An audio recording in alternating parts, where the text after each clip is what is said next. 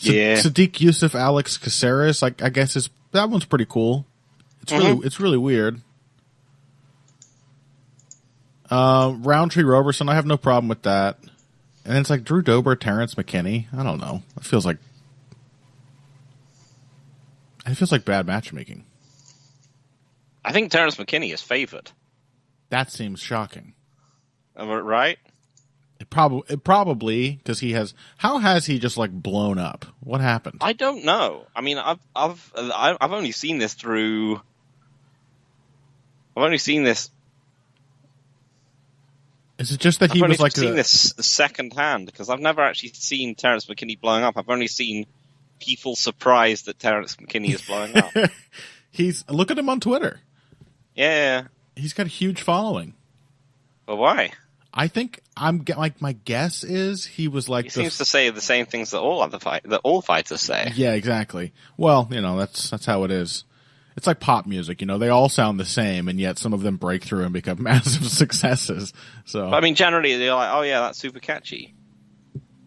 Yeah, he's only got 48. He's got less than 50K followers. Listen, that fancy like song in that fucking Applebee's commercial, you probably don't see it.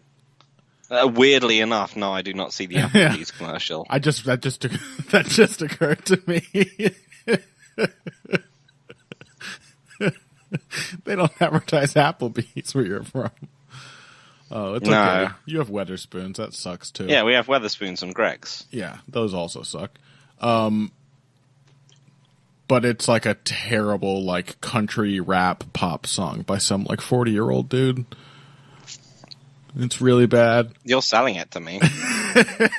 And it's if you have ESPN Plus in America, you can't fucking escape it. It plays like every single break. It's awful. Oh, is this the one that played directly after they like showed some horrific thing happening in Ukraine? Probably. But the point is, why I brought it up, that song has like 400 billion views on YouTube. So, hey, I think Terrence McKinney was just like the first guy to be like, I think Joe Rogan's good actually. No, but that's the thing, they all say that. Yeah, but during the latest controversy. Yeah, they still all said it. Of course. I think he was like the first guy to do it. Wow, that just means he's just terminally online then. All the more reason not to favor him against Dober. He's spending too much time on the fucking internet. Yeah, right. Drew Dober doesn't even have the internet. Yep. Drew Dober's out there listening to Fancy Like by Walker Schmidt, whatever the fucking guy's name is.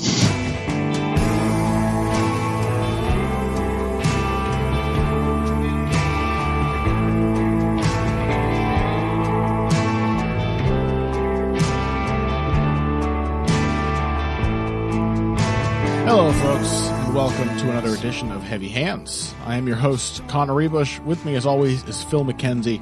Phil, I'm having trouble modulating my voice. We were having a very sort of low-key discussion before the show started. You got to bring the energy now, Connor. You got to bring the energy for the exciting card that we saw last week and the no doubt thrilling one that we have this week. Yeah, that's what I tried to bring the energy, and then I found that I was placing the emphasis on the high notes in weird places.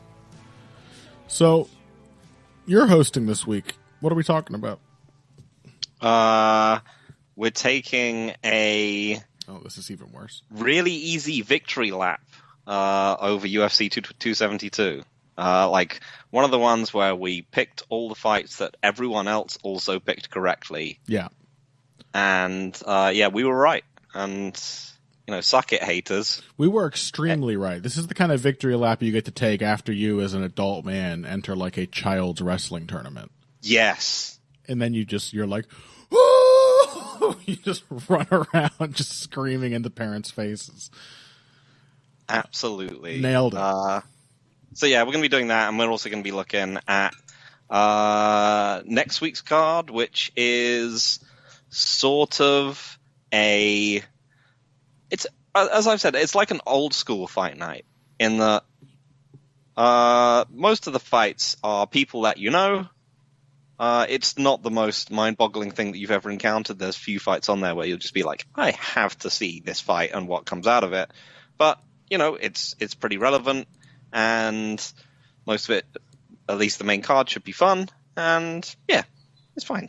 I think it gave me whiplash, because I was kind of down on it before.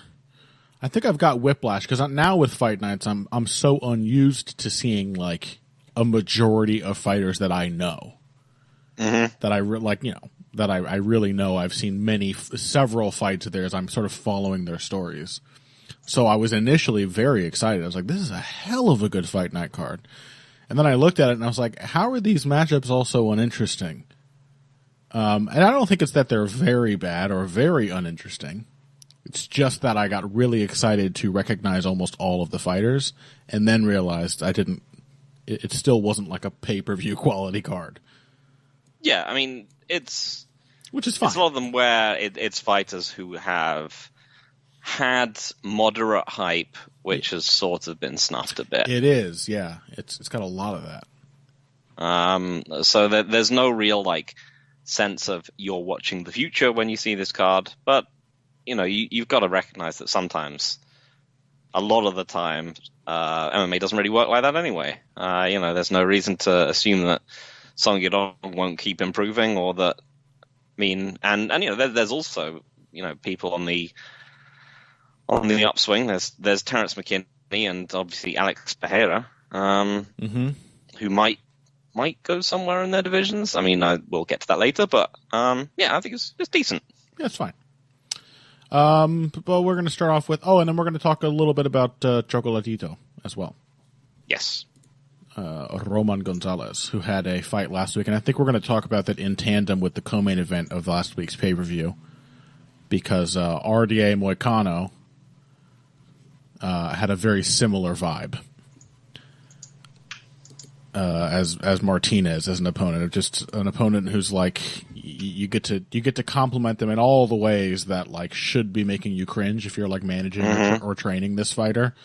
Like, oh God, why am I constantly telling this kid how tough he is and how brave he is? Maybe his fights shouldn't be this hard. 2 masterclasses by 2 aging all-time greats. So a clear parallel there.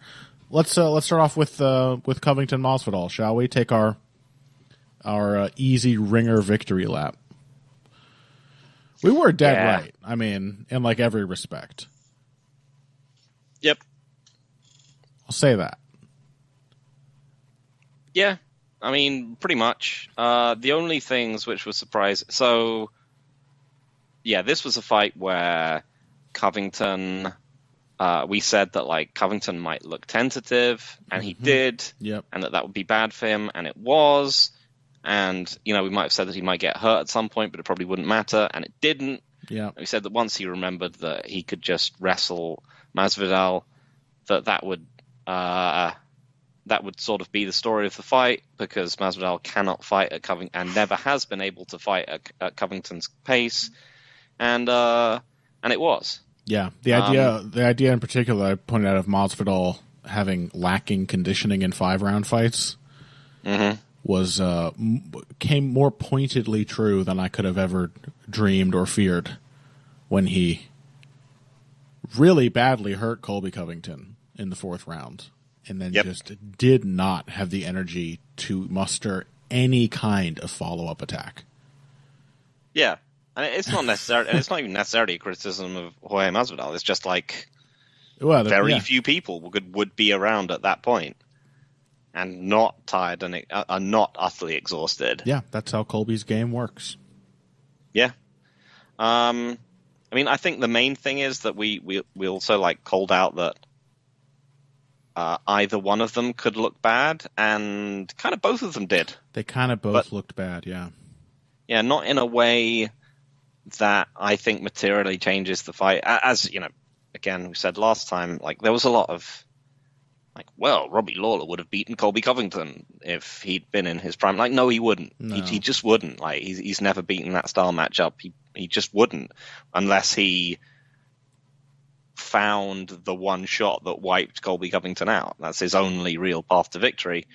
But the same is true of Jorge Masvidal. He's never winning that fight unless there's a significant decline. But yeah, both of them looked kind of bad. Like Covington's shots looked particularly ragged. Yeah. It was really Masvidal's cagecraft that helped him out there, in that it didn't matter. It didn't matter how sloppy his shots were, because he just ended up getting the fence anyway, whether it was, driving him to it after the initial shot, or it was just that Masvidal was just on it anyway. Yeah, it was like a really bad Khabib fight. Yeah, the shot does not have to take you down. Khabib, Kablob, Nurmagomedov, blah. That is exactly the kind of insult that Covington himself would use to describe him. Thank you. I would be bowing, but it would take my mouth away from the mic. And just Masvidal looked just like he's getting a bit slow and old. Yeah, honestly. I'm more interested. I mean, I think you could have seen that coming, like Masvidal, like Lawler before him. It's a great comparison, I think, not just for this matchup, but to young veterans having late primes. We'll see. We'll get to enjoy the depressing decline of Bobby Green soon. Lord knows. That's just kind of predictable. He's just not looked that great. Covington was the one I had more questions about, like what's going on with him. His style is one I think that can continue to work even as it degrades, because, as you often say, it is just functionally very effective in MMA. So I'm curious to know like what we learned about Colby. He was tentative. Do you think he's?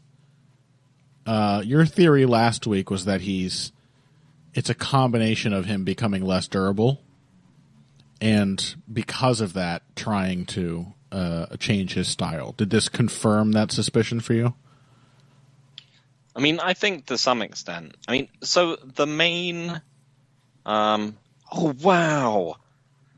I didn't see this. Sorry, I was just looking things up on the internet. And Teddy Atlas has weighed in. Oh, good. Discussing the matchup between the two. And he says he's better than we gave him credit for. He wasn't advising Jorge Masvidal, was he? Because if so, that's great. Ooh. I love Teddy Atlas ripping people off.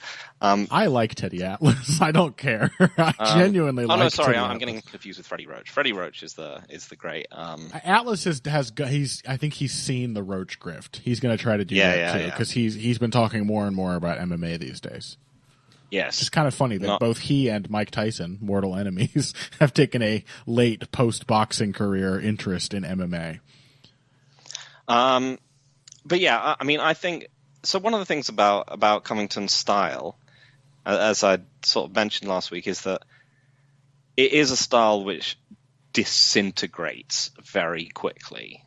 Mm-hmm. I mean, I think it's very effective, but it's so physically wearing that because it relies pretty much on him taking tons of shots, because he doesn't have any great defense. It requires him wrestling a ton. It requires tons of cardio. It means that once someone like that inevitably picks up an injury, one of their knees goes out, and then their other knee goes out in compensation, and then suddenly they can't shoot as much, and means they're standing more, and then their chin goes, and then suddenly you have Cain Velasquez, and you're just like, oh, this person's a really bad fighter now, and it happens fast. Cain Velasquez recently in the news. On that note, what's that? Yeah. Oh yes, yeah, you've heard about that. Yes, it's very, very depressing. Mm-hmm. Let's not touch more on that, other than to say that it's extremely sad. Yeah, won't even make a joke about it. Troubling situation. Yep. That's all. Yep. But yeah, so I think one of the things is that this really affects kind of the glide path of the decline of the fighter in question. So I think Covington's glide path of decline is actually going to be quite quick. I think he's probably going to be... I would be shocked if he's still a relevant welterweight in 3 years' time. Probably less than that. I don't think we saw... And that's sort of the trade-off between being someone like that and, for example, being the quote-unquote young veteran, is that Masvidal has 8 years of MMA experience on Colby Covington, but also, 8 years of being an earning MMA fighter and work, and with lots of it spent in with lots of it spent in, top shelf MMA promotions like Strikeforce and the UFC. He's basically had a lot of earning potential. Mm-hmm. And yeah, so he's I think he's on his 18th year of his career, and Covington is on 10.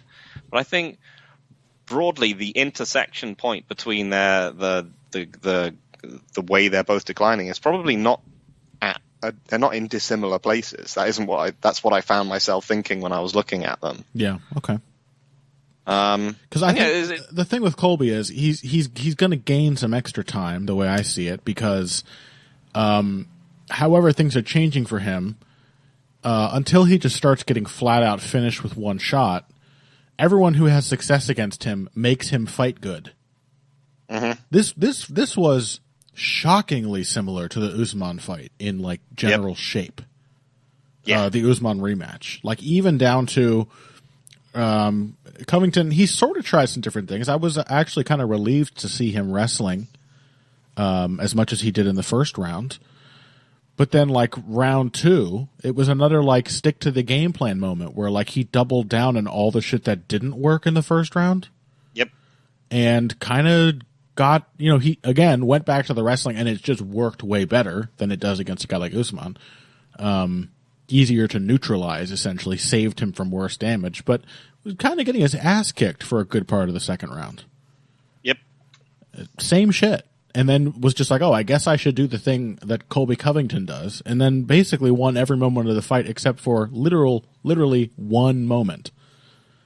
Won every other moment of the fight. So I don't know. I think that the fact that Colby Covington, I totally agree with your assessment that he has just a basically effective game and that people will bring it out of him.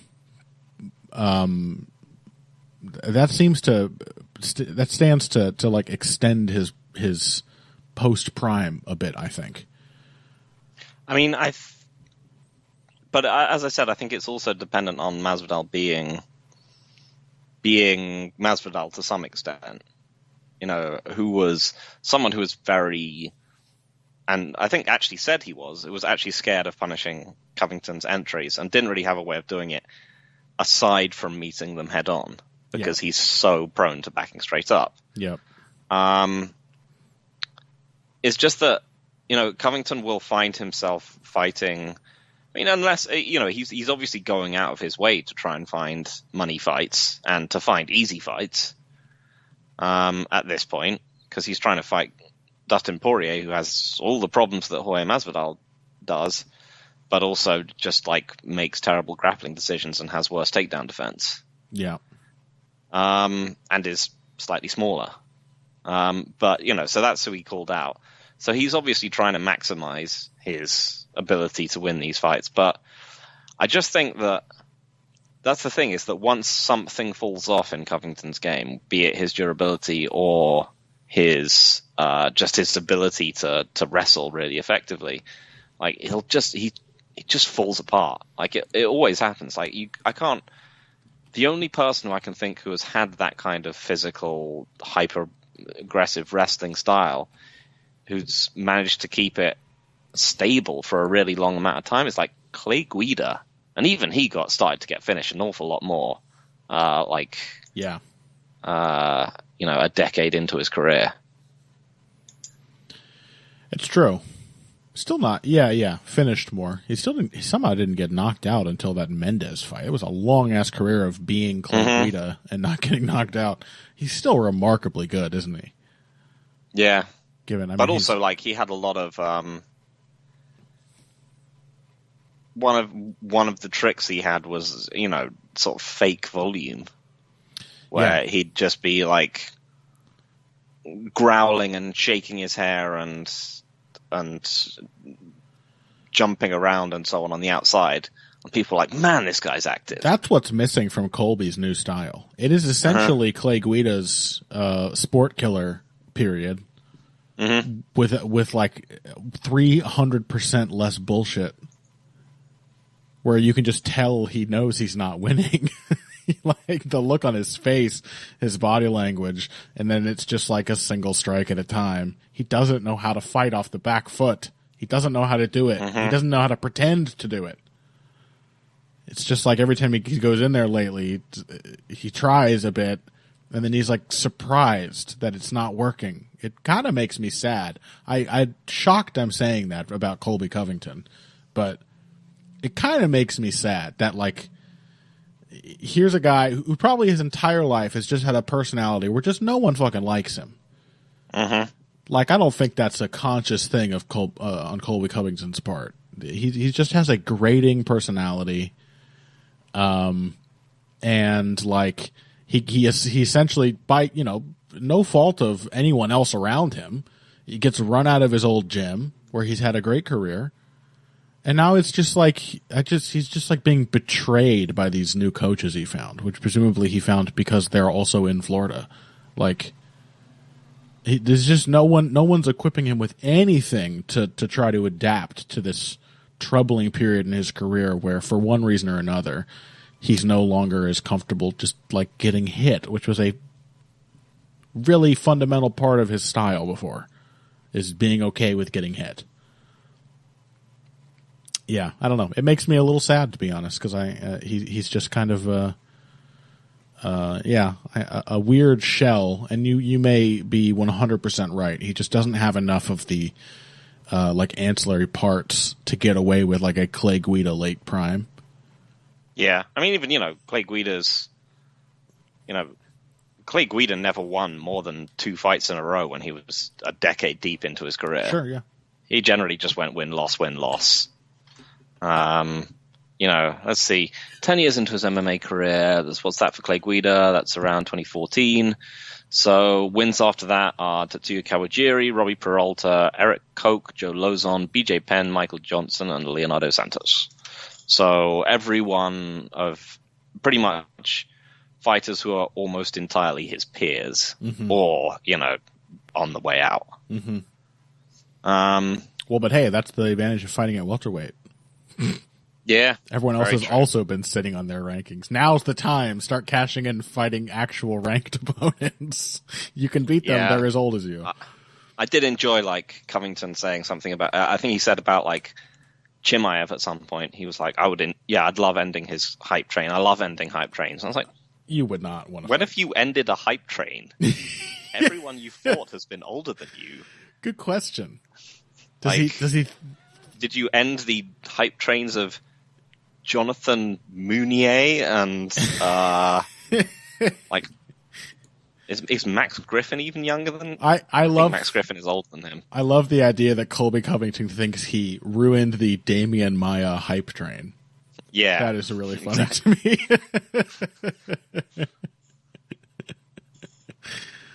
What a dumbass. Also, there's no way. This is the thing about Colby Covington. He's lying when he's lying. So, he's not going to fight Chimaev. Absolutely not. No. I will be stunned if that matchup gets made. No way. He'll turn it down all day. He knows what's in for him if he fights a fight like that. Yeah, exactly. He's... you see a bunch of stuff around that about, is Colby Covington, the number 2 in a division in the same way that people like Benavidez or, perhaps Holloway. And he's just no, because those guys did their best to wipe out every other contender in the division. Yeah. And Colby Covington called out a striker with shoddy takedown defense from the division below who's never fought at welterweight after his last win over a former lightweight who was coming off a loss. He's not exactly hunting contenders out here. Yeah. So I don't know. Any more words? I agree. I think you mentioned before, Colby Covington, his shots were terrible. What's going on there? I mean, Masvidal apparently had made comments about Covington's knee. It seemed like bad knee shots. They were. He's never had a super clean shot. There's a reason last week I specifically mentioned that Covington's chain wrestling has been a huge part of his success as a takedown artist. The shots are rarely that successful, but they were bad. They were like slow. There was like no bend in the knees at all on most of them. Yeah, I mean, if Masvidal had mustered the will to throw a flying knee or a good uppercut, he probably would have hurt Colby badly because he was just begging for it with like, and they were not takedowns that you would be like guaranteed to get taken down on if you missed the knee because they were very weak shots. Yeah, I found that particularly troubling actually for Colby Covington. That like now his wrestling looks bad. Yeah. As I said, just historically, and just to call out another dynamic that a bunch of people have mentioned, probably not the kind of people who listen to our show, to be honest, but there have been some stuff where people are like, I can't believe Colby Covington doesn't have a pound for pound ranking, or like, various other stuff about how great he is. But, even aside from the resume, which as anyone can tell you isn't great, like and even aside from the fact that we were like, he's a very good fighter, he's going to win this fight quite easily, and he did, like, there's tons of people like Covington out there. That's why we can recognize the style matchup. And, there's at least two of him in bantamweight alone. They're called Ricky Simone and Merab Dvalishvili. Yeah. Like, and they're both getting better. Yeah. He's largely a product of an aging welterweight division that if he's a very good fighter who would still, struggle much more in GSP's welterweight division where he'd have to fight his way through a much more like just people who are broadly like him in one way or another, and he would probably have dropped like an ugly decision to like Rick Story or Mike Pierce or like Ryan LaFleur at some point. Yeah. Yeah, I don't like pound for pound discussions. Like every time I start one, I realize about a minute in that I'm very bored of the of the conversation. But you need resume. You can't just like I'm perfectly willing to admit Colby Covington is a tough matchup for one of the pound for pound best fighters in the world. Every single time he gives Kamaru Usman trouble. Granted, he's lost both of their fights pretty clearly, in my opinion. But he gave him trouble both times. That's great. That's a huge feather in Colby Covington's cap. But two overperformances in defeats against a divisional great, and then a bunch of bullshit is not enough to make you a pound for pound fighter. Yeah, I mean the risk. The risk is that you get gastelummed. Is that you're like, oh yeah, did really well against the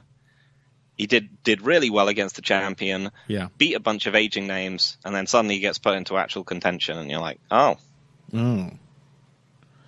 Yeah. Yeah. So I say, I am now at a stage where I've started feeling bad for Colby Covington. I doubt he'll ever be a Michael Bisping where he will like win me over after having been an asshole, because I still really like Michael Bisping. But even having said that, I think he has certainly asked for it his entire career. Start feeding him to contenders. Sorry, Colby. It's sad you're being let down by a suspect camp. You're not getting better in the ways you should, or changing, or learning at all. But now you have to fight Chimaev, or I don't know. Maybe even like Luque. I was going to say Luque has some weaknesses against Covington, but if you don't like getting hit and you're going to have a bad second round against everybody, Luque will probably fucking smoke you. So, yeah, you got to fight those guys now. Yep. Great. Let's take a break. When we come back, some other stuff from this card. We may just talk about the co-main and then the Chocolatito fight, and then there will probably be a bonus episode this week. I may also do a bonus boxing commentary for Chocolatito Martinez, but we're going to talk about those two after this, and then move on to a bit of a smorgasbord from next week's UFC card, which is, of course, main evented by Thiago Santos versus Magomed Ankalaev. Something that really somebody who was given the hosting reins Probably should have told you, but I don't think Phil even mentioned the main event before. So the main event is it's two guys, light heavyweight. It's going to be sad. Thanks. After this.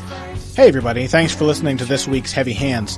If you like what you hear, please consider pledging to support the podcast on Patreon. Patreon is basically continuous crowdfunding. You sign up to contribute a certain amount per month to help us with production costs and the like, and in return you get rewards ranging from a mention on the Heavy Hands website to a question or topic of your choice being discussed on the show. We have a lot more in the works to reward you for your help, and we appreciate every contribution. No amount is too small. Just head over to patreon.com and find how you can help out, the only show dedicated to the finer points of face punching. Now let's get back to it. Welcome back to Heavy Hands.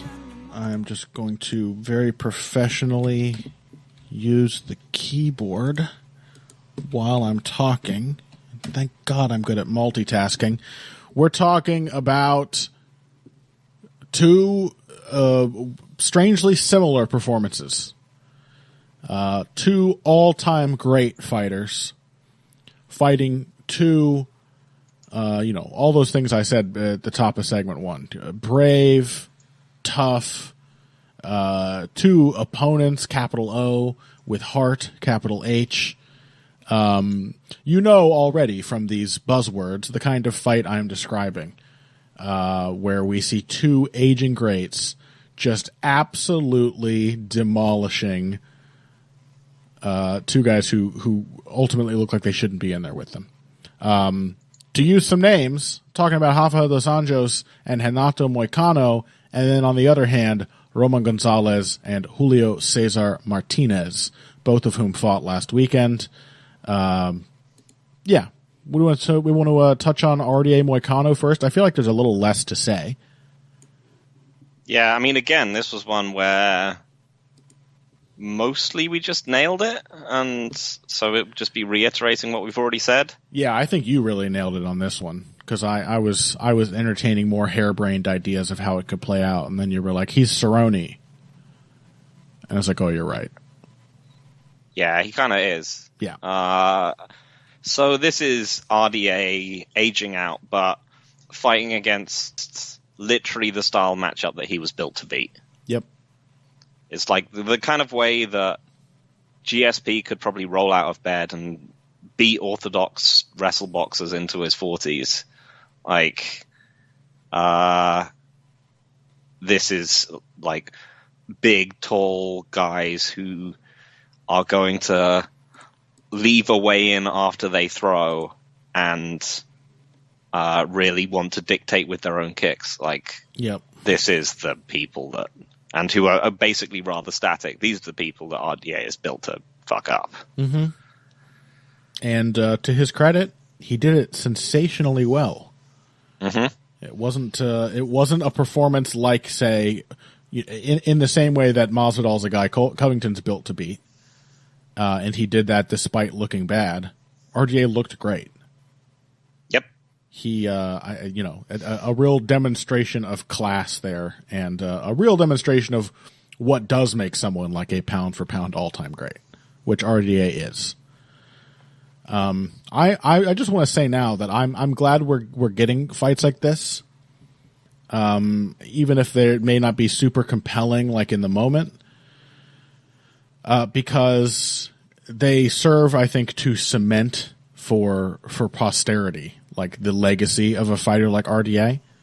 Mm-hmm. Because I think there's always a, with great fighters, most fighters in general will fight past their primes and then just start losing a bunch and not looking as good, and it leaves a sour taste, and it always creates the situation in which whatever the tough noob, McGregor noob, et cetera, of that particular era is, they will start annoying you as a fan by just shitting on these great fighters because they've only ever seen them lose to the new breed, who are never really the new breed so much as they are just new. Yeah, they're just younger. It happens. It's the cycle of life. And, I think you could have looked at RDA's career recently and the welterweight run and everything and been like, oh, yeah, maybe he wasn't that great. But he was. He was an insanely good fighter, short as it was, although it was still impressive for a lightweight champion. His run up to the title and during his title reign, those were unbelievably solid performances. Some of the best you've ever seen. And performances like this cement that. You see a slightly slower, but really, yeah, he just kind of looks like not even a shadow of his old self.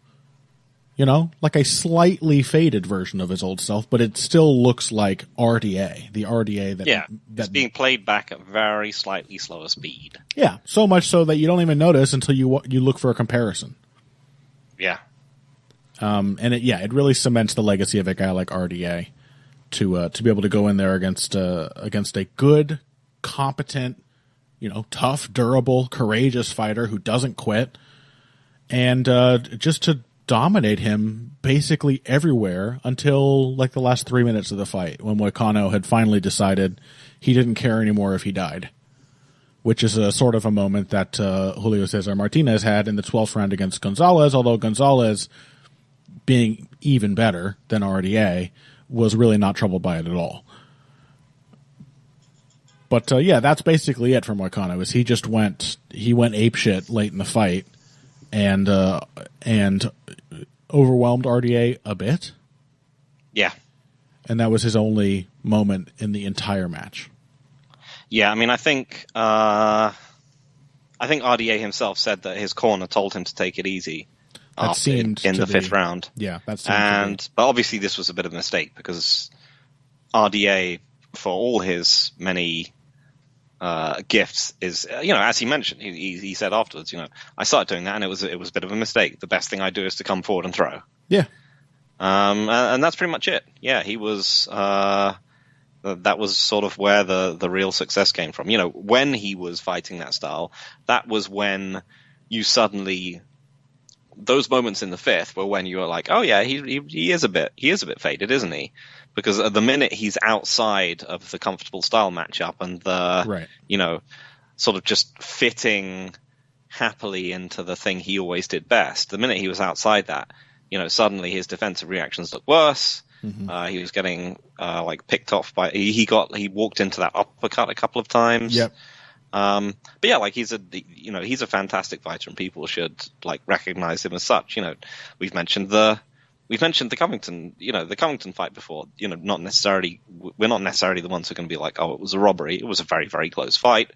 That I think probably under the way people score fights most of the time would go to Covington, but it's still an incredible achievement regardless. He did whatever you think. He did far better than Jorge Masvidal did, and would almost undoubtedly torch Jorge Masvidal at almost any stage in their career. Mm-hmm. But has not obviously achieved the same level of sort of fame and so on, just because Masvidal is a exciting,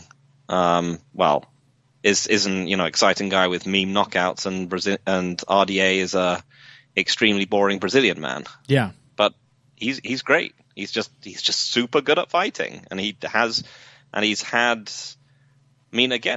physical, demanding style that you wouldn't necessarily have expected to age that well, but it really has. Yeah, and it's not demanding in the same way Covington's is. Because no, it's not like I am literally just going to spend my physical spend physical attributes to get you out to overwhelm you. Again, just like Chocolatito, these are very good parallels, these two fights, which is why I wanted to talk about them in tandem. Another guy, you're like, this is a come forward in fighter who goes in and tries to win exchanges right in his opponent's punching range.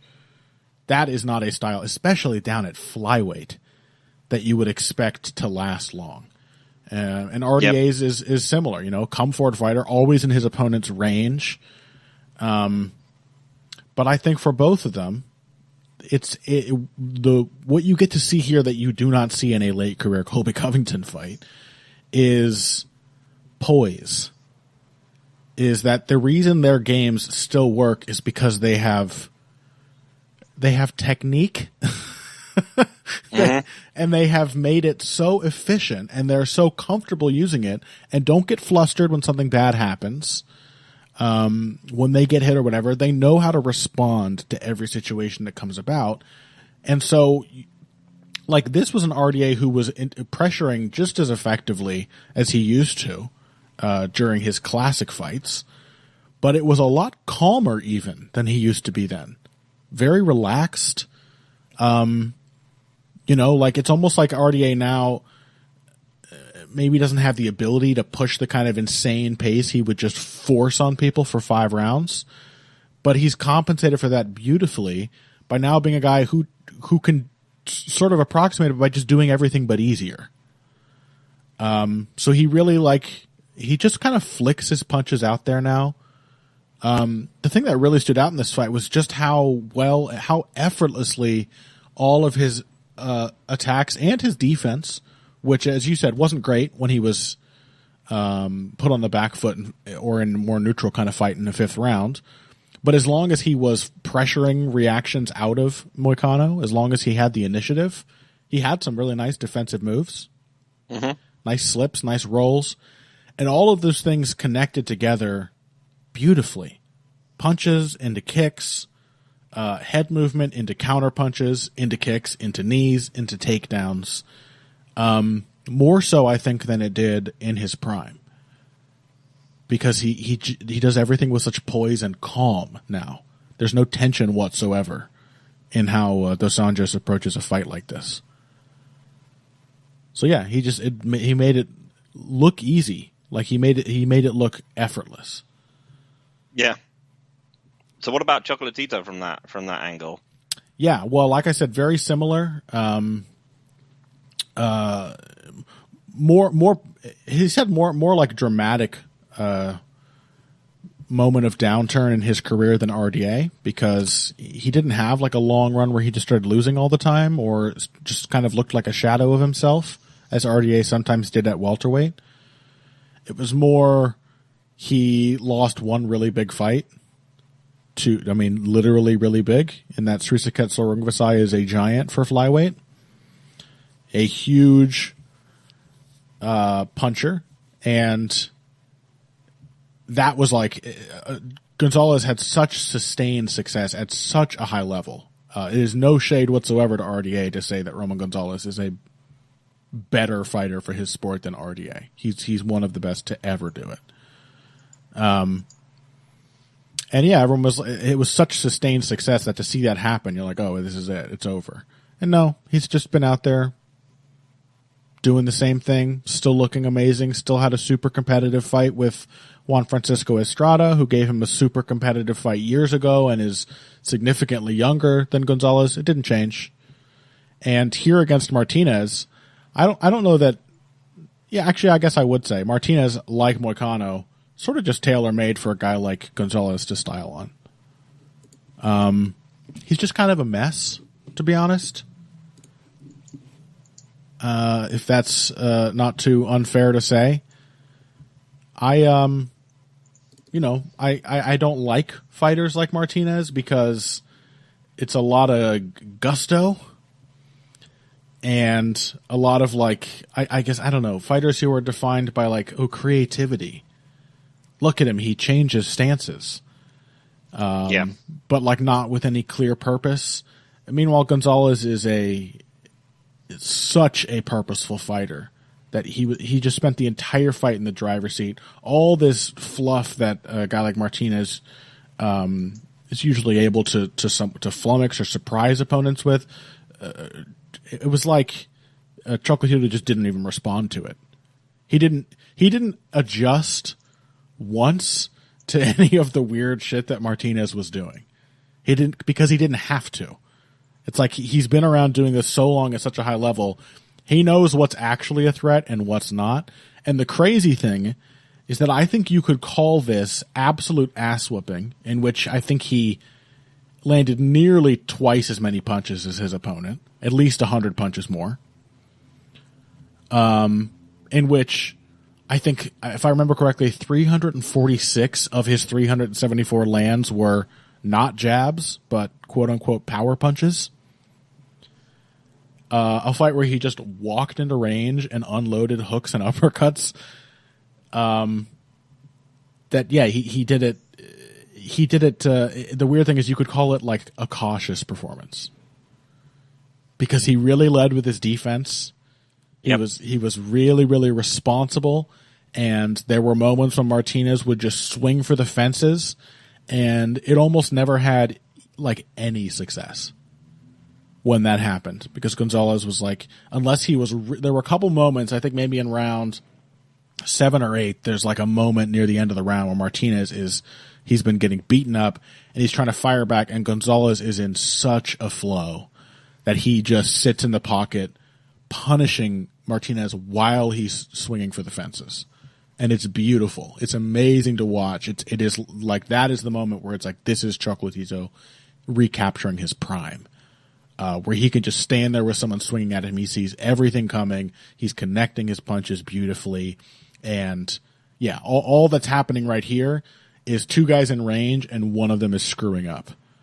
I mean, it reminded me a lot more of, in some ways it reminded me more of Pettis than Martinez? Pettis RDA than, It reminded me of Pettis RDA more than Moicano RDA, because it's just like the difference in how they are moving is profound, because Gonzalez is not breaking stance. He's not even moving quickly. No. And I guess that allows him to kind of conserve his energy and have such a like shockingly savage performance in its own way. Mm-hmm. Is that you'll just see that Martinez is constantly waiting for the how was that moment. Yes. Right, it's like he's going to land something and then he's going to be able to jump back and change stance, and he'll be out of range, and then Chocolatito will try something stupid and then he'll punish him.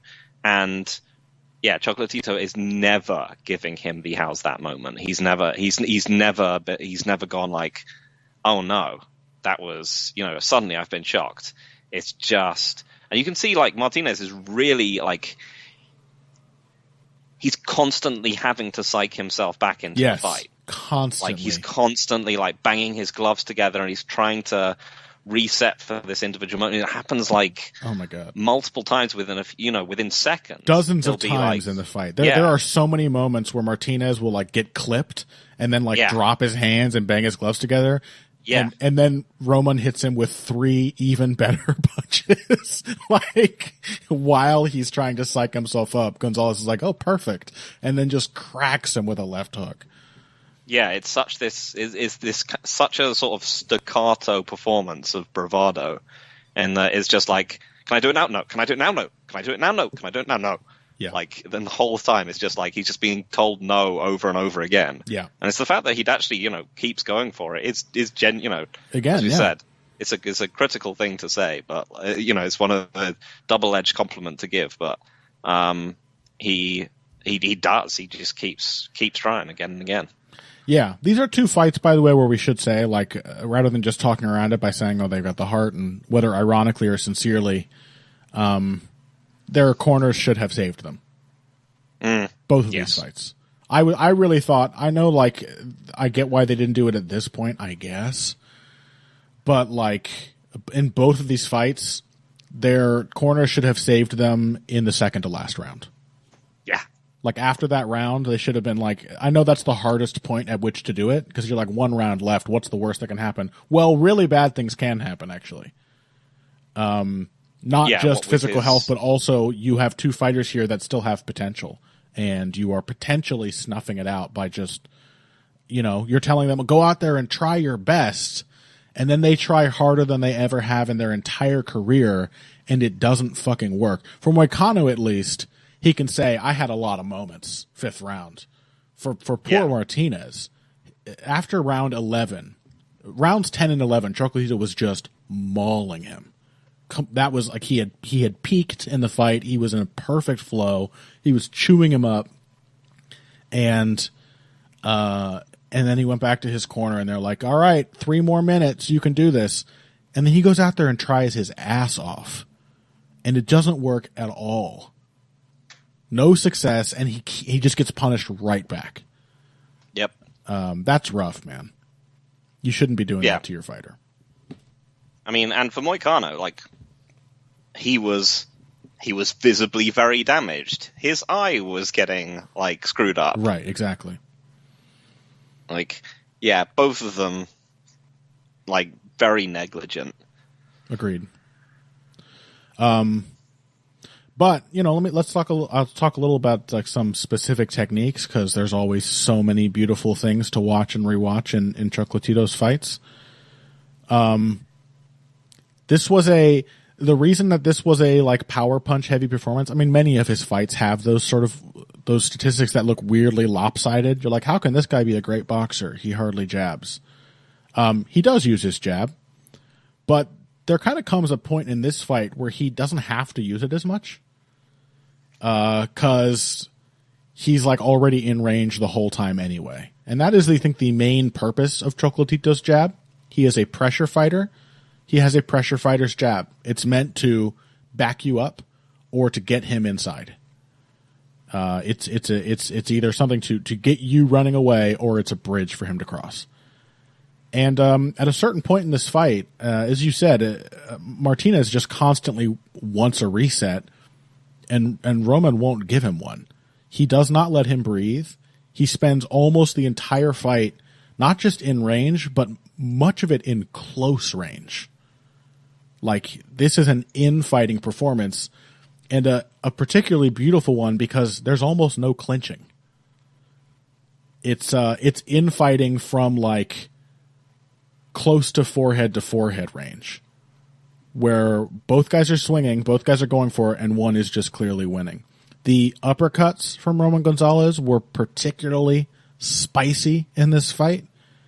Off of both hands, he used the uppercuts in so many ways, but probably the best usage was how often he used them to pick up Martinez's chin to then crack him with a left hook. Because the left hook was kind of the money punch. It was the one that I think was the most eye-catching connection for Gonzalez in many of the rounds. But the uppercut was almost always the punch that set it up. And that's just a classic move. You know, you throw the right uppercut, you land a left hook, you throw the left uppercut, you throw a right hook, you're in range for all those shots to work, and they flow beautifully into each other. A similar trick was the right hand to the body, setting up the left hook upstairs. And this is like the best example, I think, of Martinez not having a functional technical game the way I would like him to. That the overreaction to body shots was so pronounced that it did not even look like what you would expect a professional boxer to do. He would literally drop both hands and try to back straight out of the pocket like 70% of the time that Roman threw a right hand to the body. And so the left hooks that came off those shots landed astoundingly clean. And it was both right straights to the body and the right uppercut to the body. One of my favorite punches. And he used it so beautifully to set up that left hook. And can I say, Phil, Roman Gonzalez has such a good left hook. It is my favorite kind of left hook, in that it is a defense and an attack baked into one. Almost every good left hook he lands is what I would call, what I sometimes call the lawnmower motion, like a ripcord punch. I don't know, what do you call a lawnmower starter cord? You don't know that. You don't have that. You don't have lawns. Now I'm really regretting not coming up with some kind of stupid fake English name for that. God damn it! Next time, call it a whirly bapper. I don't know. That's getting too close to being the that's more the Australian kid in The Simpsons. Yeah, it's more. I want to call them Chelswazzers. You started them. They're your fault. you Australian slang is just dumb. You're our fault as well, Connor. That's true. But yeah, I call this our crime and our punishment. I call this motion the lawnmower motion because it's like your weight starts on the front foot, it ends on the back foot.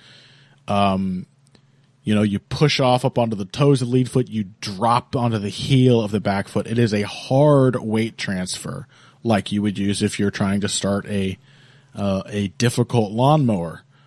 That whole body rotation, and it's not only a very powerful hook, but it protects your head. It creates a slip and a pull. Your head will, if you do it well, your head will cover about like at least a foot of distance from being in the pocket to being completely safe at range. More than enough coverage to be safe from almost any punches coming back at you, if your timing is good. And Roman throws this punch so beautifully.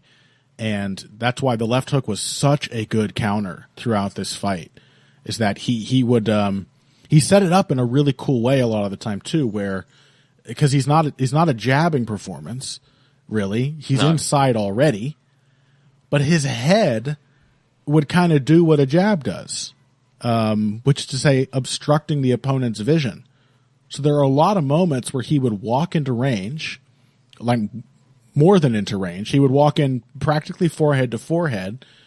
And Martinez, who is this like upright posture, not a great infighter at all, he can't really see. His vision is largely taken up by Roman Gonzalez's head and his guard.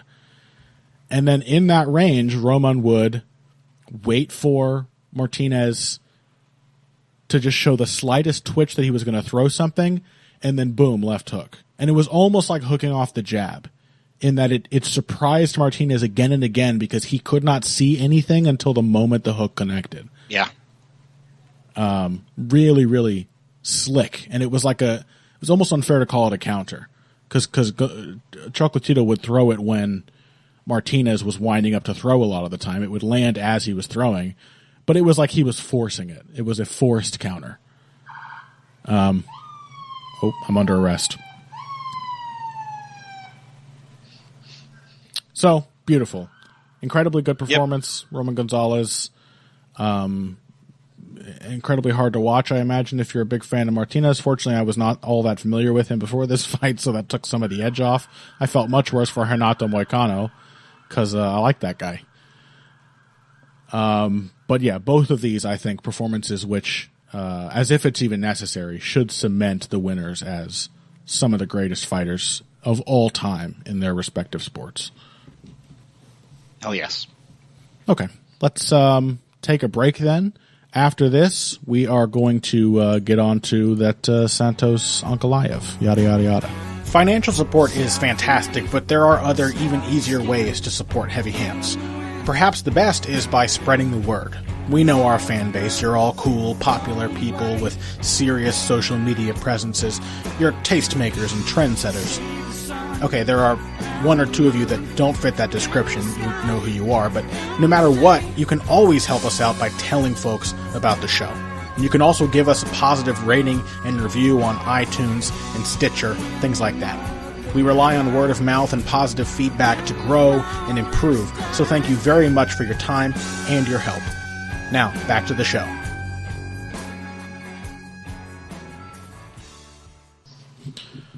All right, welcome back to Heavy Hands. We're talking about Thiago Santos, Magomed Ankalaev. Now, as people who will listen to the bonus episode will know, I hate Magomed Ankalaev for reasons that I will not discuss here on the main episode, but which many of you, more perceptive listeners, have already intuited. Yep. Phil, tell me why I should not. Yeah, but join the Patreon for only $3 a month to find out what lives in Connor's dark heart. That's a selling point right there. Yeah. What are the true reasons for his undying hatred? Yeah, I mean, this is a fight where I can't pick Thiago Santos to win any of these fights anymore. Yeah. I can't pick him to beat good people anymore. Yeah. He's 38 years old. He hasn't looked great since his knees fell off. His only win since then is Johnny Walker, who is bad. And it wasn't even like a super clean decision. No, it wasn't. He was the only guy. If someone came to me and they said, I think Johnny Walker won that fight, I would be like, I think you're wrong, but also, maybe he did. I mean, no, he didn't. Oops, sorry, there's some sound. I don't have a. You're telling me you remember all 5 of those rounds clearly enough, because I know Thiago won like the last 2 quite clearly. Well, while you were away on one of these recent weeks, I just rewatched it with Zane Simon. Ooh. So, I'm really glad I missed that one. Thanks, COVID. We did a worst of 2021 episode, and that was the main event. So I will say Johnny Walker's the only guy who won, but it wasn't good, not from either guy. But he had the biggest moments of the fight for sure. There were like 3 memorable moments that I've already forgotten, which shows you how memorable they were. But they were all Thiago's. Yep. The case in point being that he's lost it. Yep. I mean, apart from anything else, he's just glacially low pace now. Yeah. Will not attack unless he has to. We kind of said sort of before and after the fight that was one of the things that could happen with him against Walker, and it really turned out to be the case. Yeah. But again, I think he might have enough left to make this fight boring. I'm not entirely sure. I'm going to shock all of my haters here. I don't find Ankalaev that boring, and I don't think he'll let that happen. I don't think Ankalaev is boring. I do think he doesn't like not being able to dictate with kicks. I think he's a big, long fighter who likes to pick people off from range. He has a really nice jab for a light heavyweight. Yes. He's a quality wrestler, but I think his most concerning performance was against Krylov. I mean, again, that might be a function of Krylov being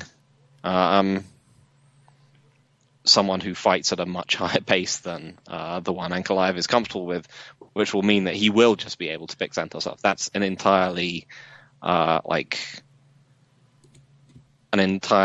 valid possibility, and that it was just that's why that fight ended up being the brave but ultimately outgunned Ukrainian fighting off the evil Russian. What are you doing? The fucking... I don't read the YouTube comment sections. I can say whatever I want. You're the only one who's going to get annoyed. Fucking Viscount Vincent McMahon over here. That's the English Vince McMahon. Yeah, so I mean, I guess, but basically the main question is, did Ankalaev look uncomfortable against Krylov because of the kicking range and which Santos is still pretty dangerous and annoying to fight at, or did he look that way because Krylov is just quite aggressive and through combinations, and Ankalaev couldn't really be clean against him? I suspect it's a combination of the two. Yeah. Kutalaba is aggressive, and Ankalaev tooled him effortlessly twice. Yeah, so and Ozdemir, at least spent parts of the fight trying to be aggressive before deciding he would rather survive. And Ankalaev dealt with that well too. Although he did almost duck into a flying knee in like the first minute of that fight. Yeah, I think a combination. I think you have to be high-paced and aggressive with a toolkit that challenges Ankalaev's striking game. And that'll probably be a problem for Thiago. Which isn't to say that he's not still, super dangerous with just singular kicks and everything, but he's very passive. And I think that means Ankalaev likes measured fights. Yeah. I think that's a kind of fight where, maybe he knows he has to deal with some potentially devastating strikes, but they're so few and far between, and there's so much time that he's getting to just kind of put methodical pressure on, he can probably just cope with them even if they land. And I also didn't think he looked that bad against Krylov. I thought it was an uglier Ankalaev fight than you usually get. But, he still had a guy he was pressuring up against the fence and got a bunch of silly fucking swings out of him and paid him back with nice, crisp, straight punches.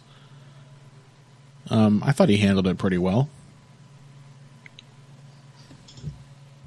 Yeah. I mean, I think mostly it was the wrestling, but I think the wrestling can still work on Santos. He's been a decent defensive wrestler, but I think at light heavyweight, but most of that has been due to the fact that everyone else in the division is either bad at it or has forgotten how to do it offensively, like John Jones. Yeah. So yeah, I think that Ankalaev probably can pick up takedowns on him. If nothing else, they're a good answer to few and far between kicks. Yeah. It's impossible to pick Thiago in this. Yeah. Unless you got some super niche technical read where you're like, oh yeah, I think that Ankalaev's tendency to back out of the pocket could lead him vulnerable to Thiago's leaping left hook. I mean, those are sort of things which could happen. Thiago could just chase him out the pocket and ding him with a punch-kick combination. Krylov came close, but you absolutely can't pick him. Yeah, completely agreed. Even in his prime, you probably couldn't pick him. But at least in his prime, you'd be like, there's a significant chance he might just do something mad and wipe him out. Yeah, that kind of chance, I think, is going away. I mean,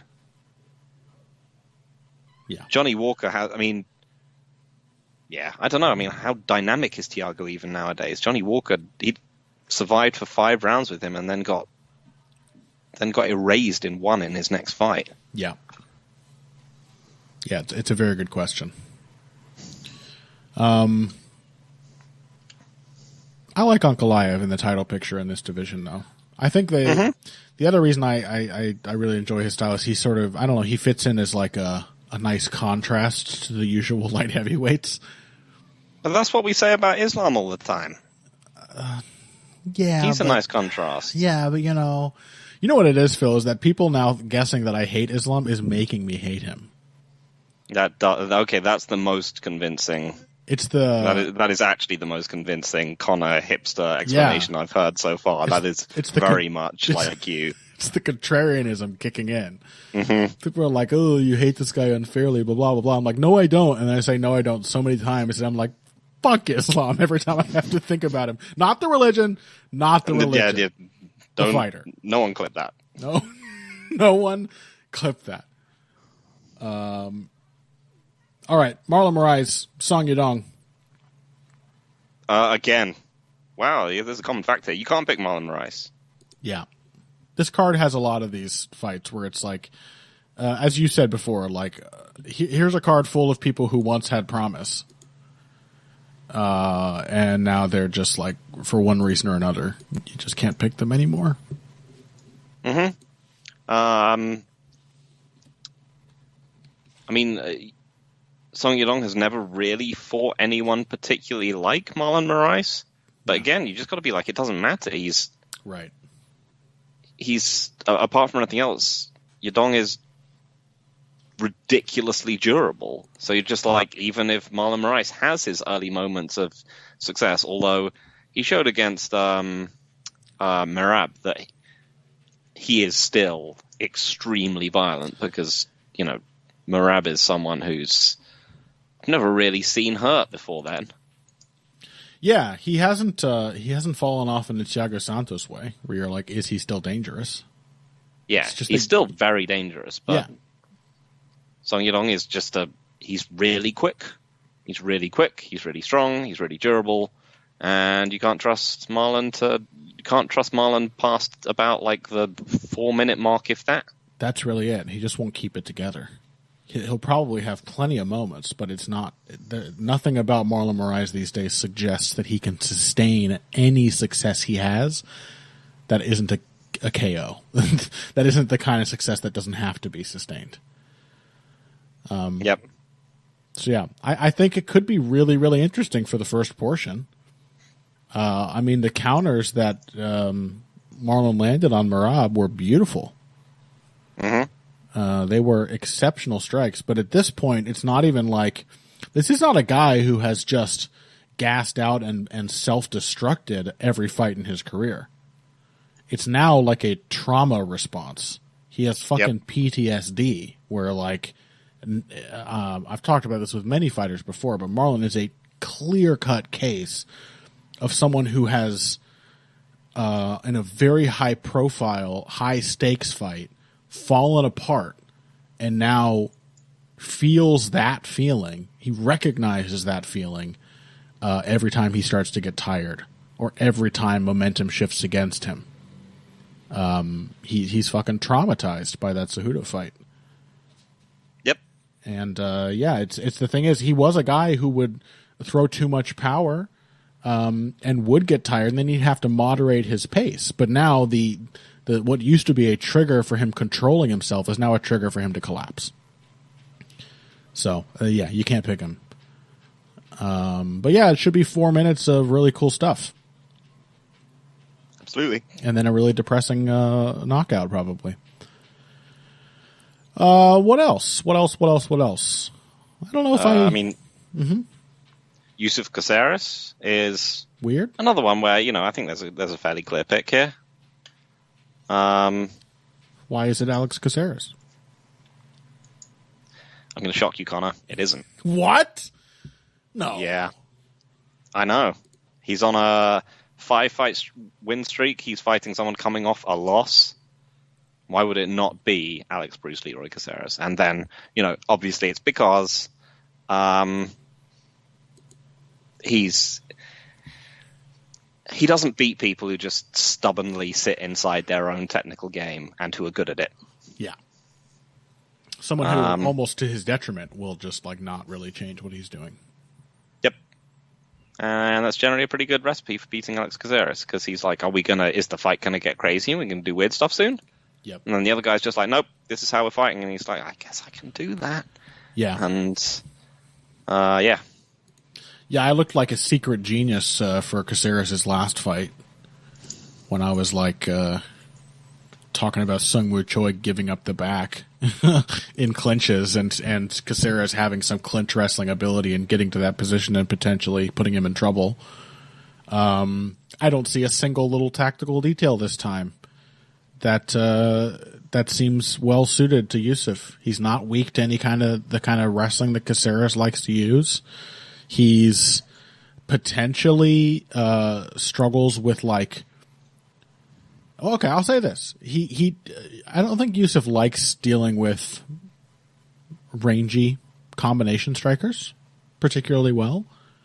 I think one of the things is that he just doesn't have a great chin. I think that's probably what's going to keep him out of contention. Basically, is that we haven't seen him knocked out, but we have seen him dropped by people who I wouldn't necessarily class as punchers. Or at least, actually, some of them I would class as punches, but Benitez he gets hurt and dropped a bunch. Who else has dropped him other than Benitez? Allen, twice. Oh, that's right. Allen is not really a puncher most of the time. Crisp, accurate, but... Yeah. Yeah, that's a good point. So I think the main thing is that there's a durability. There might be a durability problem there, which Caceres frankly doesn't have. But Caceres is also had an entire career in the UFC at this point. Yeah, Caceres does have.